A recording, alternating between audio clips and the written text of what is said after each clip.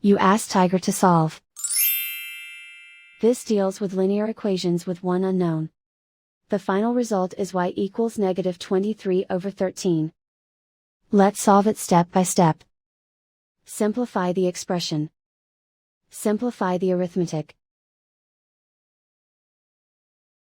Group all constants on the right side of the equation. Subtract 23 from both sides. Simplify the arithmetic.